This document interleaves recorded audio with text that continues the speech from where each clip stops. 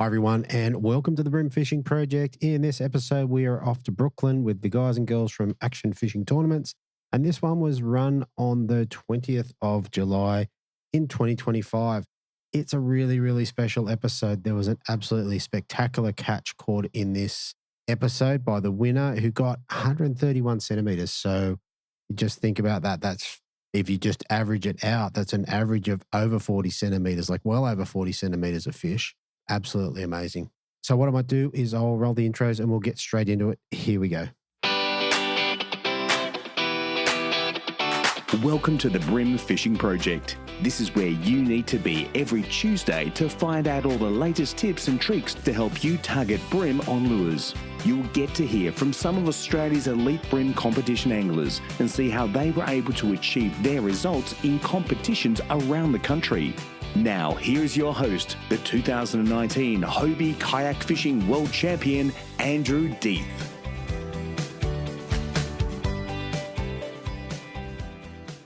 I think you'd all have to agree that it is not very often that someone will catch a fish that will go off the back of the 50 centimeter brag mat. But that's what happened in this round, and it's a great story. I really hope you enjoy it. A couple of things to say at the end of the episode, so hang around for that. Apart from that, I'm just going to get straight into it so we can get into the angler interviews. So this one, like I said, was run on the 20th of July in 2025 out of Brooklyn. We had 39 in the fish activity wheel. The major bite period was at 6:06 a.m. through to 8:36 a.m. Low tide was at 9:59 at 0.39 of a meter, running up to a high at 4:40 p.m. at 1.5. All right, let's get into the angler interviews. Here we go.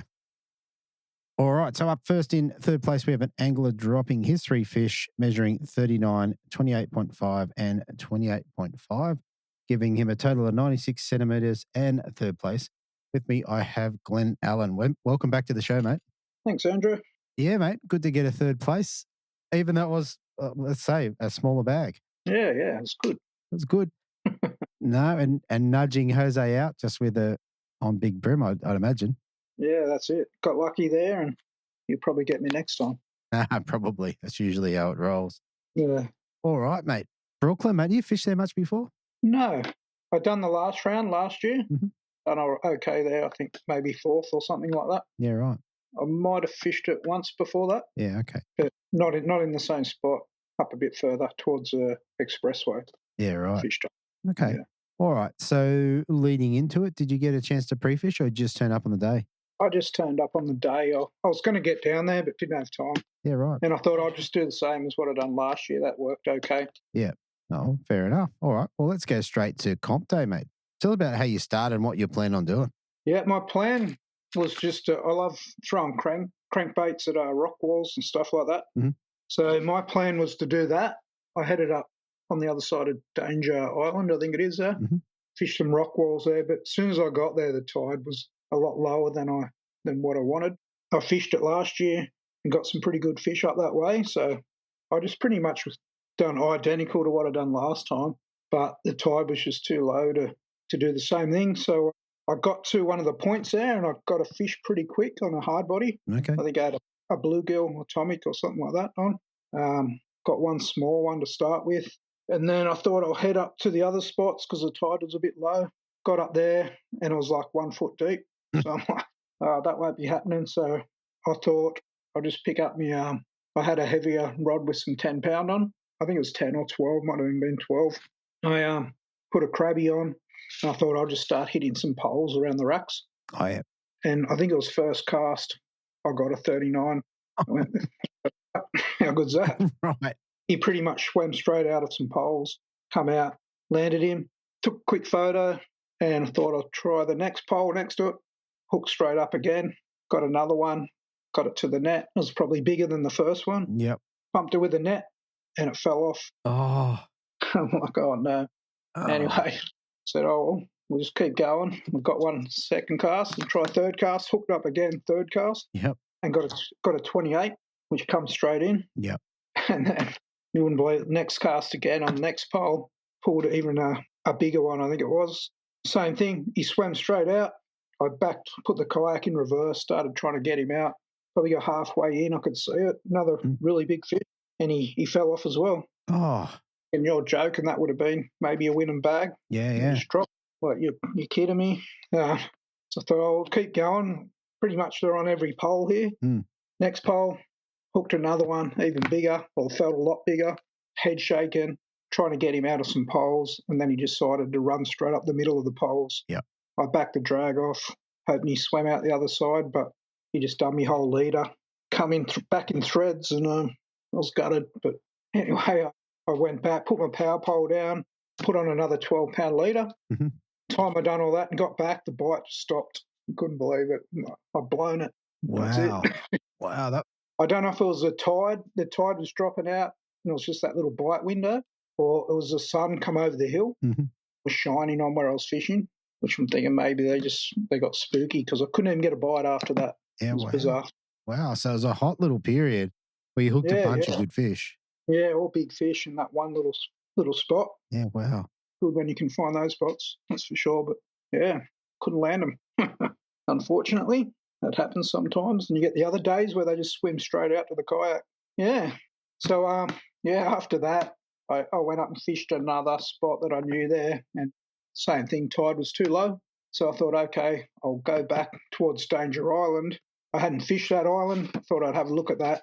Looked really good, but the tide there was ripping out. It was near impossible to fish. So then I headed down river and fished a couple of rock walls, and the tide was just starting to change. I think same thing there. I think I got 4 fish nearly in 10 minutes, and I got 2 upgrades there. So yeah, it was good. And they were all on down there on the Hurricane Sprat on a pretty, I think it was like a 1/8 jig out, I think it was. Wow. Because it was, I think the tide was moving quite fast. I think it was about maybe between 1.5 and 2.5 meters deep there. Okay. And yeah, found a good little spot there in the last half hour. So I wish I went a bit earlier. Found a good little spot there for next time. Yeah, okay. Yeah, absolutely. Absolutely. So that's an interesting little session. Like you've had a crazy run in the beginning, caught some fish, dropped some fish. Yeah, and then just went dead the rest of the day. A few people I spoke to said the same thing. They were really struggling to get bites after that tide flowed a bit. Yeah, okay. Whatever you're playing with your hand is coming through the mic, mate. Oh, sorry. That's all good. I just hear it. I go, that's not going away. All right. So a couple of questions. First of all, your plan was to go and fish cranks on rock walls. What's your favourite crank for doing that? Normally an atomic deep. Mm-hmm. They're pretty buoyant. Yeah. And you can just float them over those rocks and just, roll them really slow, bump them over the rocks, and seems to get their attention pretty good. So it works well. Sort of similar thing I like to do down the rocks at the beach as well. Yeah, okay. Yeah, so, but do you use the deep when you're off on the beach? Yeah. Thing just keeps the trebles up a bit. Yeah, right. A bit higher in the water. Yeah. Doesn't snag much, I find anyway. Yeah, okay. I was going to say I've done that, but I've been keeping clear of the structure because I found that they get fouled up in whatever weed and stuff's going on. Yeah, okay. Yeah. It works well at high tide because you got less weed sort of thing. Yeah. You should get up a bit higher on the rocks out of the weed. So yeah, okay. Bear that in mind.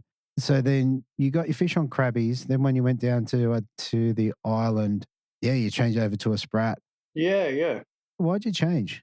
Because I just I was fishing like a sandy sort of bottom with a bit of weed, bit of a weed bed there, and I just seemed to work around those areas for some reason, and there was a bit of bait jumping around there as well. So just trying to match the hatch type thing, really. Yeah, cool. Those sprats work really good around those flats and stuff. So yeah.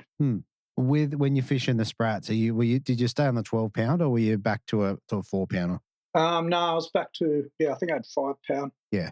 I had 2 rods set up with 12-pound. I had a crank and I had the gulp crabby on that, and then I had 2 other rods with 5-pound on, which I would throw lighter plastics and stuff like that. Yeah, okay. When I want any heavy stuff. Yeah, definitely. All right. Well, mate, that kind of had a bit of everything. It had a good fish. It had some lost fish, and it was a weird sort of day, and I was actually really disappointed with myself when I come in thinking, I've lost those really big fish. That's cost me big time. Yeah. I didn't even expect to get in the top 10, to be honest. Yeah. Well, there you go, mate. There you go. Especially in the Hawkesbury with a big fish down there. Yeah, and I mean, sometimes it can be tough, obviously. All right, mate. I reckon that. Is there anything else that I've missed there in terms of the fishing? No, I don't think so. Yeah. was a pretty tough day because of the there was hardly any wind as well down there. Not the best tide, so I think a lot of people struggled as well down there because of that reason. Definitely. Yeah, good day. I love fishing down there. It's unreal. Oh, very good. Very good. All right, mate. I reckon that covers the fishing pretty well. What did you get to take home for your third place? $250. Nice. Yeah. Nice. Very good. All right. And last thing before we shoot off, is there anyone you want to give a shout out to or say thank you to? Just like to thank James Kilpatrick from Hunter Water Sports. He's been helping me out for a long time now. Good bloke. That's pretty much it. Yeah, that's it, I think, at the moment. I haven't got too many other people supporting me at the moment. So Dizzy Sam's just about gone, I think. Yeah. Way that. So not doing much with Samaki anymore at the moment. So he's moved up to Queensland, and yeah, it's pretty tough trying to get stuff off him at the moment. Fair enough. Fair enough. All right, mate. I am going to leave it there. Thanks so much for coming on. And, mate, I'll see you in the next round. All right. Thanks, Andrew. Be good to see you. Thanks, mate. All right. So coming in second place, we have an angler dropping 3 fish measuring 30.5, 33, and a massive 46, giving him a total length of 109.5. And second place with me, I have for the first time, John Sharp. Welcome to the show, mate. Thanks, Andrew. Yeah, happy to be here. Surprised to be here, to be honest. Very good, mate. We spoke before, mate. You got a 46, so that's a cracking fish in any system. Didn't get big bream. I know that fish that Josh caught was a monster, but look, it was my PB by 6 centimeters, so I was pretty happy. Absolutely, that's a cracking fish. I mean, to me, it's a bit inspiring to know there's bigger ones out there.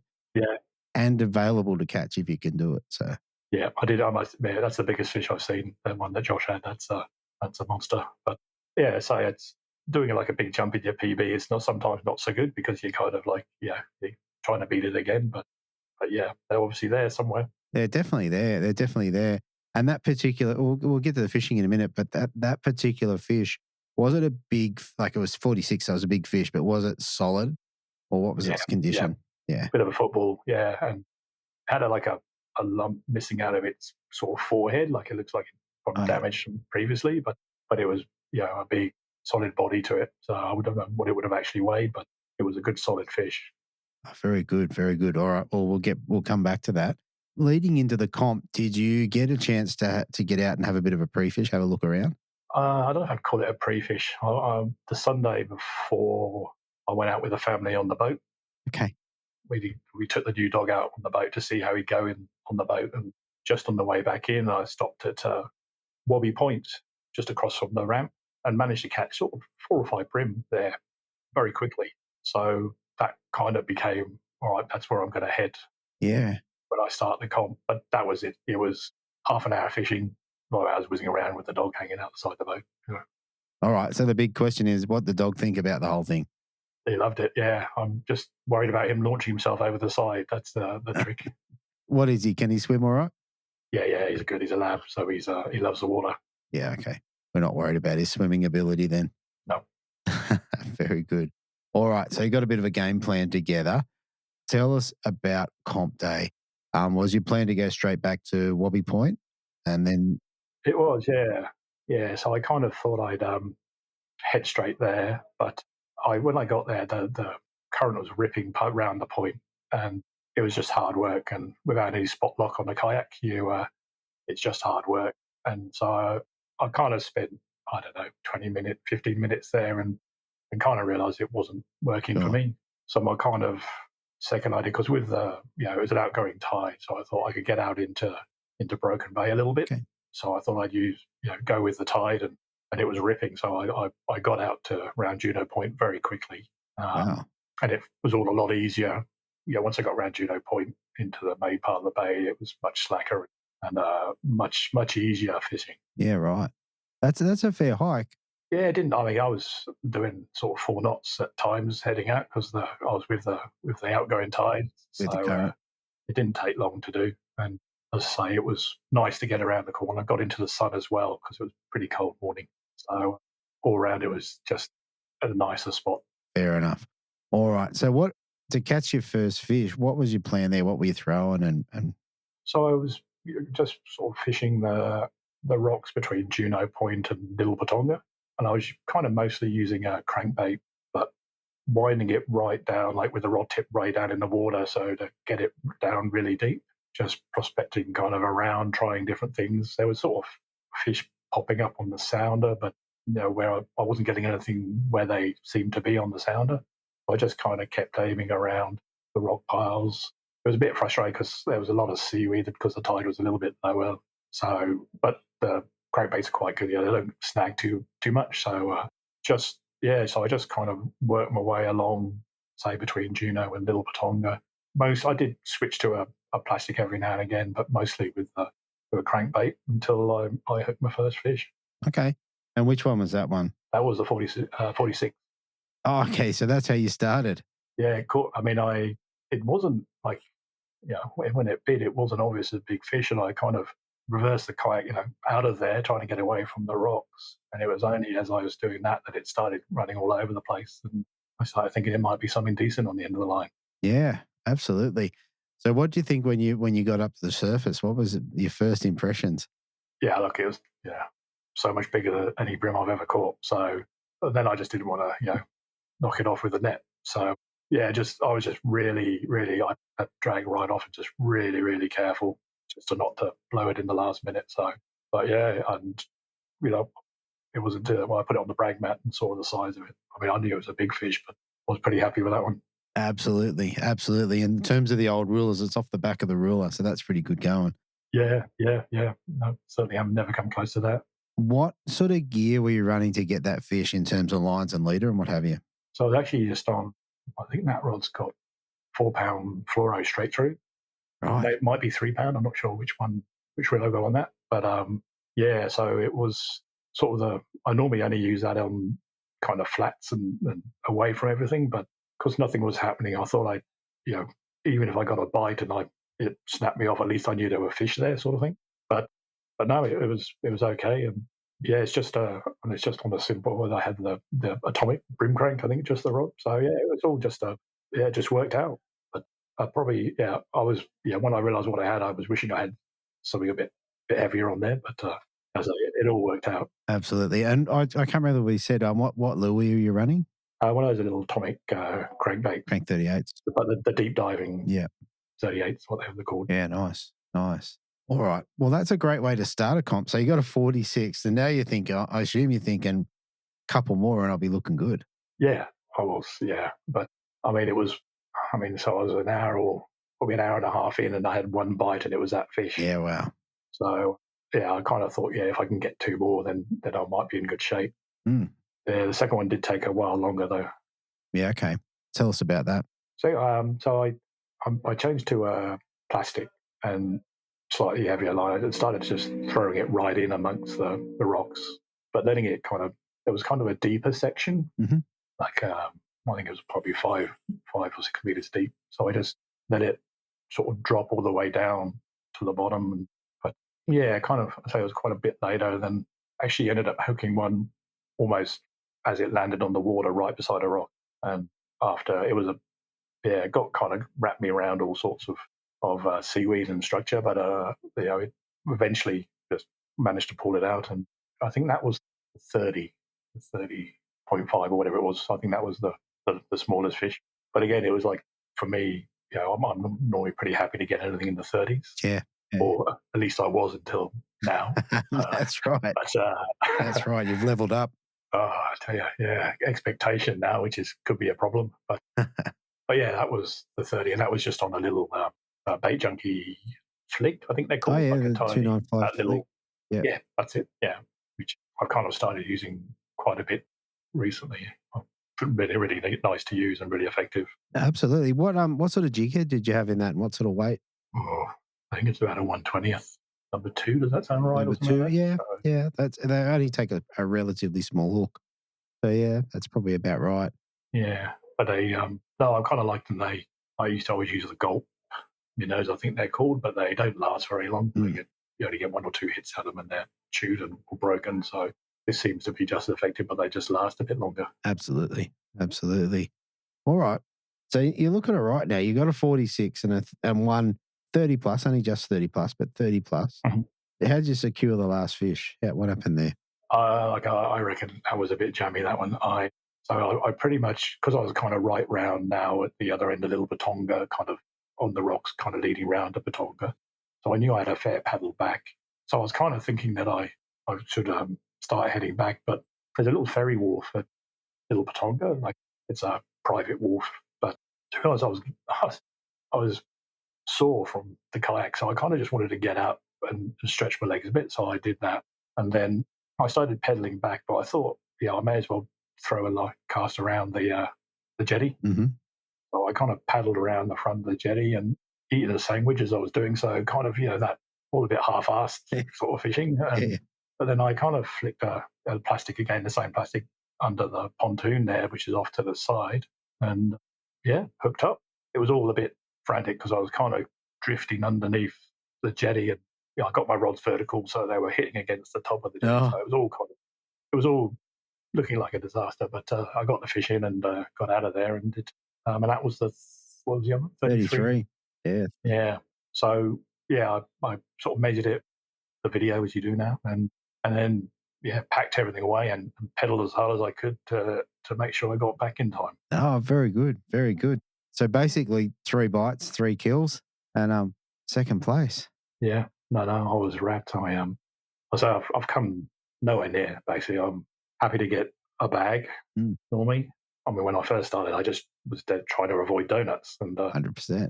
It's just it's good. I love I've still got masses to learn, but I kind of you start getting better, and there's still the guys that are consistently at the top. Like yourselves, it's just really impressive that wherever every different venue you can kind of hit the big. You come in with a good fish, and it's a mystery to me half the time. I went in a comp went into the same bay, and I think it was Glenn Allen was paddled into the same bay, and I watched him catch 3 fish in about 15 minutes. Yep. And I had nothing, and it's like no idea what they're doing differently to me, but obviously something. But so it's nice to have have a good day and come away with a little bit of money as well, which is that novelty check's going straight up in the garage room. So Absolutely. Well, the novelty check's good, the cash is good, but it's also good to have it come together a bit on comp day, because most times it kind of doesn't. It's like you go fine in pre-fish, but comp day is just another beast. Yeah, it's funny. Like before you start the comps, you don't think, it's 3 fish, and something you normally do when you kind of go out on a casual fish, but suddenly it seems all a bit harder. It's just different. It's different. And you go to fish a comp, and I think there was 45 in this one, and you go to fish your first spot, and there's 2 guys there, and you go to the next spot, and there's a guy there. So it's just... It is different for sure, yeah. But and I'm really enjoying it. As I've done, I think, over the last 3 years, probably 7 or 8 comps. Going to new venues is always fun, like new fish, new grounds. But this one is, I live near Hawkesbury, so this is probably as close, unless they do a comp down at Barrow Waters, which actually I think they might be. Yeah, they have done. I'm not sure what's on I can't remember what's on the calendar this year, but yeah. Yeah, but even that, I don't actually fish there much. I normally go off Parsley Bay or Bobnett around those areas. So it was it was great to get in there. Well, I was kind of going to be happy with a top 10 as I paddled in, but to get second is awesome. Absolutely. Second by, well, it's interesting. It's quite a long way from first to second, and a long way from second to third as well. So well spread out in terms of results. Yeah, no, when I heard about Josh's fish, thought, well, that's, like, Josh is a good fisherman. He's pretty consistently up the top there. So, but no, real happy with the day, and I just got to watch that I don't go into the next comp expecting to do the same again. I've got to just enjoy the day and take it for what it is. Maybe, mate, you might be on a roll, mate. Wow, it's like anything. Once you would do it once, you can do it again. We'll see. Very good. All right, mate. What'd you get to take home for second place? $400. Nice. Yep. Very nice. Yep. So I've spent it already, but that's the way. That's how it is. And before we shoot off, is there anyone that you actually want to give a shout out to or say thank you to? Oh, look, yeah, just this AFT comps that Craig and the team run, they're great. The one day is much easier to fit into normal life sort of thing and schedule. So the guys do a great job running these comps and good mixture of venues. So they're appreciate everything they do. Obviously, it's a free time they keep giving up to do it. So, yeah, that's great. And I don't know if my wife's going to be listening to this podcast later, so I better say, appreciate letting me have the days off to go off and do this when I every now and again. Very nice. Very nice. All right, John. Well, look, congratulations on second place, and hopefully we get a chance to have a chat to you again in the future. All right. Thanks very much, Andrew. All right. So coming in first place, we have a first time event on the Bream Fishing Project. His fish, starting at the lowest fish, this angler's fish weighed 34, 46, and 51. That is the first time that's happened, a 51, giving him a total of 131 centimetres and first place. I'd like to welcome back to the Bream Fishing Project, Joshua Richards. Welcome back, mate. Thanks, man. How you going? Mate, not as good as you. Yeah, it's been a surreal day and a half since landing that fish. So, I don't think it's sunk in yet, really, but it's been good. Yeah, that's a crazy fish. It's like the holy grail, particularly in Sydney or in the northern states, to get a 50 plus yellowfin bream. Absolutely amazing, mate. Yeah, not so much like a 50 centimeter black and a 50 centimeter black, but yellowfin's a different story. Yeah, that's it, and land it, which I definitely should not have landed it. Yeah, right. It deserved its freedom, 110%. I didn't deserve to land it. All right. Well, we're going to circle back to that because I want to hear what happened. Tell me, mate, in terms of pre-fishing, so up at Brooklyn, launching out of Parsley Bay, did you get up there and have a look around? I launched probably 5 weeks ago on I think like Saturday, Sunday Arvo, and had 3 or 4 hours on the water. That's all I had. And noticed they weren't out where I caught fish last year up there. Sure. In saying that, it would have been earlier, it would a bit later, the comp. Yeah. So, being 5 weeks out, I thought, they might move up in that time. And then on Saturday, I went out, same thing. I didn't launch until 1:30 p.m. Sure. So I only had a couple of hours. Pedaled out the front to where I caught them last year and caught really good fish last year. And there was heaps of bait there. I landed a couple of small fish, but they weren't really there. Yeah, wow. So I pedaled back around the corner and headed back toward the launch to look more like upriver, I guess. Do you want to look? Yeah. Toward the bridge route.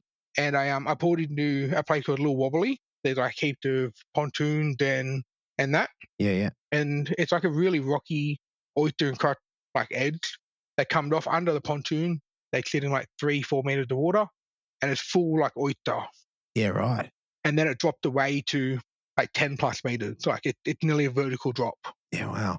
And I pulled 2 40-centimeter fish out of them pontoon quickly, just on a grub, and then came back and fished a couple of boat holes, and that was it pretty well. That was my pre-fish, just to have a look around. Yeah, okay. Wow. So, but still found quality fish like 40s. A few of those, two or three of those going to get you home and hosed. Oh, 100%. Yeah, 100%. And being winter, this time of year in the Hawkesbury, it's known for big fish, and there's a lot of big fish around. So, it's not hard to come back with a bag of 340. Yeah. Well, I don't think anyway. It's definitely doable. Yeah. For everyone. Yeah. Yeah. And I must admit, out of the Hawkesbury, they often do get cracking fish and often get roasted by cracking fish. Most definitely, yeah. 100%. The last handful of years, it's really turned it on for everyone, I think. Yeah. Especially winter. Summer, there's a lot of small fish around, and I find the bigger fish are hard to find. But with winter, the winter fish are, just next level. Yeah. Okay. It's good fun. All right. So then leading into the competition, in terms of lures and things, did you have a game plan? Funny enough, I thought I was going to go fish the washlet out the front. Okay. I had a mate come over and we chat about it, and I was the water temp's still kind of warm. I would I really should push out the front and go fish the washlet. Something different. Just swing for the fences and go hard and have a look. But looking at the swell, there wasn't a lot of swell. And last minute I decided I was nah, let's not do it. It's a long way. It's a long way and no swell. It's kind of probably what you want in a yak to fish washlet, but it's not what you want to get fish out of them. Yeah. I feel. Yeah. So I just made the pedal over a little wobbly again. I knew the current would be pumping out. Yeah. So it pumped really bad along that back wall. Right. Really, really bad. So I just went along there fishing a 1/12 grub, a motor oil. Yeah. And I got 2 smaller fish off there, but really I was just wasting time. Yeah. just waiting time until that tide turned, and I have a spot like near the bridge where the bream stage up before they go out the front normally. Yeah.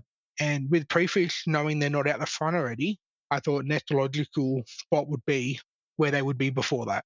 Okay. So yeah, I just caught a couple of little fish. I didn't even bother to measure them, but they were 15, 20 centimeters, like nothing. Yeah. So little fish. Yeah, little fish. I didn't even bother because I was like, I'm like, if I get a bag of them, I'm not even going to bother weighing them in. Yeah. That's how I see it. It's like, so I in the end, I waited until I think it was like 9:30, and I pedaled up around behind Denga Island. Mm. And in between Denga and that back wall, I have a spot they sit. They like to sit out in the open. Yeah. And like 6.5, 7, 8 meters of water, depending on where you sit there. And I could see them on the sounder, but you come across like one here, one there. They weren't like packed in there. Yeah. And I just started blading. The tide had like nearly turned off. Like there was still a little bit of run out. Mhm. So you still had a nice little drift, but it wasn't too bad. Yeah. Yeah, and I landed like a couple of small ones, and then I landed a 34. Yep. And then I got done by 2 fish with open split ring that were really, really good fish. Wow. Yeah, I don't know, just a failing bit of terminal, I guess. Yeah. Bad luck. I don't know. Like Sometimes it happens. sometimes it happened, yeah. And the last fish I pulled out of there was a 46. Right. So knowing there was big fish there, but at that point the tide had pretty well stopped. Mm-hmm. So I wouldn't get in a drift. Yeah. I'd have to like make a cast, like pedal into it, and then like pedal somewhere else to make another cast. Sure. But I wanted to fish an area, not just stay still. Yeah. So I was like, well, give it half an hour. We're going to get a bit more run. Mm. Being like, I think it was like 10:30, something like that. Mm. I pedaled up to the bridge, Mhm. like the rail bridge, and like went over to the right-hand side of it, which is like That'd be Mullet Creek. the northern side. Yep. Yeah. And I thought I'd just go from like right to left. Yeah. Thinking there was a yak already on the closest one to the bank. So I started on the second one, fit both sides, didn't have a hit, moved to the second one, sunk a heavy crab in cockle down to the bottom in like 9.5, 10 meters of water, Mhm. and just had the tiniest little rattle, Right. and just leaned into it and just felt weight, and I thought I'd like snagged until I just held weight there for a second, and then like the head shake started happening, and Yeah. it was all on from there. Right. Okay. So this is a serious fish. So were you thinking Dewey? To be honest, no. Okay. Nah. I've caught one dewey ever on a crab, Okay. but fishing a pole like on a bridge with a crab, like in my opinion, it's gonna be a bream. Yeah. Okay. Like, you might get a bit of this or a bit of that, but 99% it would a bream. Mm. Okay. So tell us about the fight. Yeah, just rattled it, I loaded it up, it head shook for 3 or 4 seconds, and as soon as they shake their head like that very violently, you know it's a good fish. Mm. And funny enough, it ran out into the open water, like away from the bridge, Yeah. probably 15 meters, turned around and then ran back straight underneath the bridge. Right. Wow. Yeah, obviously the pylons have got like little pylons underneath the water, I say. Yeah. It's not like a solid block. Mm. And I reckon it ran through the pylon and then ran out into the deep water. Yeah. Right. So it took a lot of line then. So yeah, it took probably a 30-meter run, I reckon. Wow. And all I could feel was oysted on leader, braid, everything. Like, I don't know how I landed it. Yep. And then for like the next 2 minutes, it was just like a slowly hold tension and try and slowly wind it out while not busting anything off. Yeah, I finally felt it head come around and beating into the pylon, and I got it around. And then I legit pedaled down into the open water, backed the drag right off, and just fought it out in the open on no drag at all. Wow. Wow. And obviously eventually got it to the top. Yeah, probably like by the end of it, probably 5 or 6 minutes fighting this one fish, just because I didn't want to pull like a leader, really. Yeah. Well, I was more worried about the braid than the leader, because I had 12-pound leader on it. Right. Okay. So I wasn't really worried about the leader, but the leader is only a rod length. Yeah. So it running 20 meters around a pole, it's the 20 meters to leader that is going to be cooked. 20 meters to braid that is going to be cooked, not the leader. Yeah. So, yeah, and they just fought it. And then as soon as I seen it came up to the surface, if I would have caught it on a blade or that, I would have caught it 110% of Jew. Yeah, okay. Because that's what it fought like. Yeah. And then, just once I slid the net under it, I would just gobsmacked. I don't know, what do you do? Yeah. Like I just like had it in the net for probably 20 seconds, just looking at it, like thinking, like, what happened? What has just happened? What was that first sighting like? As soon as that sort of fish came up and you caught a glimpse of it, what do you think? Like I said, if I didn't know, if I didn't really think it would have brim, I would have called it for like a soapy Jew, like a Yeah, wow. 60, 70 centimeter like Jew. It just had that silver big slab that just looked like a Jew coming up. Yeah. Yeah, wow. So wow. it was good. It was like really unexpected, to be honest. Yeah. In terms where were the hooks when you got it? Did you look at it and go, oh, those hooks were never pulling or what were they? Yeah, they were never pulling. Yeah, they were never pulling. He had the crab, like it was like a perfect hook up, to be honest. Like both crabs, like both legs in the inside of the mouth and like the body in a teeth. Like it was like perfect. Yeah. It's just, yeah, as long as the line didn't break, that was coming in. Yeah, it would unreal. Yeah. Where there'd been many times where I think fishing that deep as well, I didn't strike really hard at it and I didn't like pull the lure out of its gob. I more like just pulled into it. Yeah. Yeah. So it probably ate it and had it in its mouth, and that's why I felt that little rattle. And then it's like slowly pulled into it and it was like perfect. Yeah. Unreal. Yeah. So Yeah, very lucky in that department. yeah. Yeah. Well, that's it. That's it. And what I'm lucky to get it. Like if it swum through the pylons at depth, yeah, getting it in there's a bit of luck in that, or an element of luck. So most definitely. Well, like this is like we're like doing this on the Monday after the comp, so I'm about to pull probably 30 or 40 meters of line out of my rod. Yeah. Because I reckon it's going to be. I'll just put a whole new spool of braid on it. I think. Yeah. I don't think it's worth it. Then I don't think it's worth the if or maybe if that line is cooked, because I think it's going to be cooked. Yeah. Yeah. You'd have to think. Well, mate, that was a cracking fish. And the funny thing was when they made up the brag mats for the AFT, they only went to 50 centimeters because what are the chances? They only went to 50, 100%, 100%. And like after landing that fish and then like taking the hook out, I got one photo of me holding the fish. That's all I took. And like a quick video on the mat. That was it. It went straight back in the net. I had to swim it for a few minutes because it was obviously quite done by the end of it. So I ended up swimming it for a few minutes and it came good, thankfully, and swam off all right. But I just sat there for like 20 minutes after, contemplating life, like what just happened. Yeah. Because it's one of them times where like I've caught a 50 centimeter black from New South Wales as well, but to beat it with a yellowfin out of Sydney, like local water, I never thought would happen. Like never ever thought would happen. Yeah, crazy. And do it in a comp. Yeah. You know what? Like as soon as I landed that fish, the comp meant nothing. The comp, like, yeah, I didn't care about the comp at all. I didn't fish after catching that fish at all. I just sat there shaking, taking it in. Like I pedaled back slowly. It's only like a 20 minute pedal from where I was fishing. Not even that, like to where we launched. And like I just looked at the time, it was 11 o'clock, and I was like, after sitting here for 20 minutes, half an hour, I'm going to pedal back slowly. And I just pedaled back, and yeah, it was just one of them times where you just take it in. The comp meant nothing at the end of it. So good. Mate, I want to circle back to your 46. You got that on blade as well. Tell us about that fish, how that went and what have you. I caught on a blade, pretty well same how I normally fish them. 3 pound fluoro, pretty heavily centered, because I don't hop them a lot. I more dead tick them, but yeah, just a tiny little hop on the bottom, and then you either feel the little tick or you don't even feel it at all. Especially with the fluoro, like a lot of the time you don't feel it, but you go to pull the next hop and it's like it's snagged, and you just lean into it really quick. Yeah, that was it. And it just same again. It felt like a snag, shook its head for a bit, and I found all the fish that I caught. I only got probably 15 fish for the day. You'd hook them and they just shake their head very violently, like especially the bigger ones, and they were very, very aggressive, which is like weird for winter fish up there. Normally they're a bit more docile. But in saying that, the water temp was a bit warmer than I'd expect. So yeah, it a bit different than what I thought it would have fished like. But we made do on the water and found a couple of good fish, I guess. We made do, well, mate. Yeah, like I said, first on the bream fishing project. I don't recall there being a 50 caught in a comp. So yeah, absolutely cracking bag. Yeah, definitely.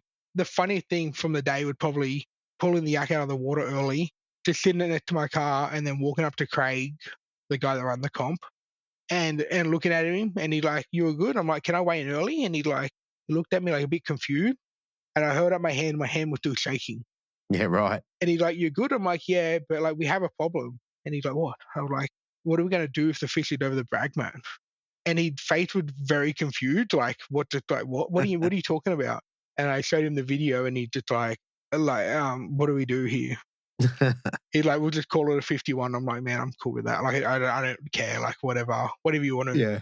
So yeah, Oh, I goodness. waited in before everyone else, and I just went back and just sat there and slowly packed away my yak Yeah. and just like tried to chill out for half an hour before like everything could happen. Yeah. Yeah. No, man, that's amazing. That is amazing. Yeah, definitely. All right. I think that probably covers the fishing. I can't think of anything else. Yeah, it was just one of them days, I guess. I'm still a bit all over the place from it because you don't expect it to happen. Like I said, it probably haven't sunk in yet that I like what have happened. Yeah.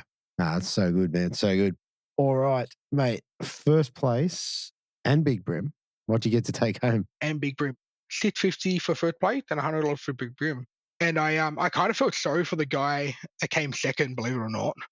Yeah. He actually had a 46 as well, and he would have been like, "Yeah, mad, like I've done this, yeah, I've got it." Like, Yep. I feel so sorry for him. Yep. Like, Yep. I'm hearing you. yeah, it's like one of them guys, like one of them times where you're like, One of them damn. times. Yeah, I was going to say most times a 46 is going to take out Big Brim, Oh, hand down, definitely. Yeah, definitely. especially or in Sydney anyway. Yeah, well, definitely. Probably the Hawkesbury is probably the only place that you could potentially be worried, I feel, because that place holds some really big fish. I'd hold the numbers of them. Yeah, and yeah, there's a lot of them. good number. Like you get the odd one here in the harbour and the odd one here in like the Georges and that. But on the Hawkesbury, it seemed to be a lot more bigger fish around. Definitely.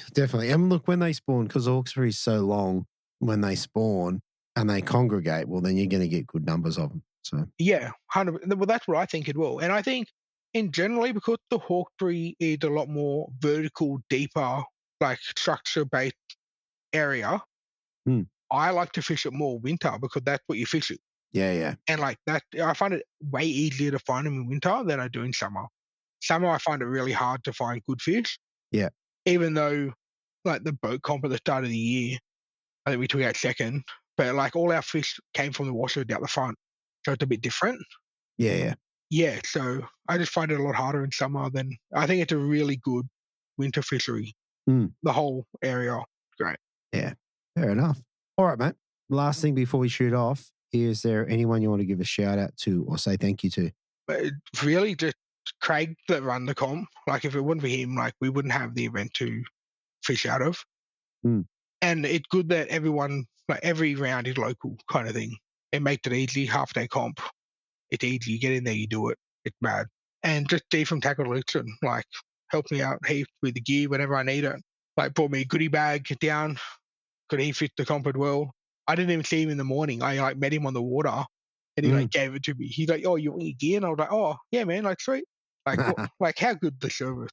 Very good, mate. Delivery on the water. Can't get better than that. Legit delivery on the water. Great. Very good. Awesome, mate. Well, look, congratulations again. And no doubt we'll be speaking to you again in the future. Maybe. You never know. Maybe. All right, mate. Thank you. Thanks, mate. Have a good one. Okay, so I hope you enjoyed that one. Like I said, a 51 centimeter brim, and based on the photos, maybe it was a little bit more. But either way, it was absolutely cracking fish. I'm yet to hit one of those, and I look forward to it. What I wanted to say is I've spoken before about, I think it was about October last year when I did that walking challenge. Anyway, leading up to the fly program, which will be run and done by the time that this one comes out, I've been out walking and trying to get fitter and just trying to lose a little bit of weight, I guess. But the point of it, the reason I'm bringing it up is once again, it only took like 5 trips this time for me to start feeling really good. So I just want to encourage the guys out there. A lot of guys are in my position to get out there and just go for a walk. I must admit, I walked 5 times before I started to notice a difference. And a couple of those were more a dawdle than a walk. I just figured I'll just go and do it. If it takes me 20 minutes longer, like I'm walking 5Ks, if it takes me 20 minutes longer, then it just is what it is. And then, walk 5, I started to really feel like going faster and that sort of stuff. So definite difference in just a week. So if you've got it within you to just get out there and go for a walk, you don't have to do 5Ks, you can do 1K. It doesn't really matter. All it means is each time you do it, you're just getting that little bit better. And I just wanted to share that with all of you guys out there. All right, coming into Christmas, it's going to be a very exciting time of year. Interesting challenge going on with the collective. So that's something you're interested in, then definitely jump on. We do have a really good giveaway, which I might be able to give it away by the time this one comes out. But at the moment, I'm going to keep that under wraps. All right. Thank you so much for tuning in. I hope you enjoyed it. And I look forward to talking to you next week on the Bream Fishing Project. Thanks for listening. Hopefully you were informed, inspired, and entertained. If you were able to learn something or just enjoyed listening, please consider subscribing and rate us on your favourite podcasting platform.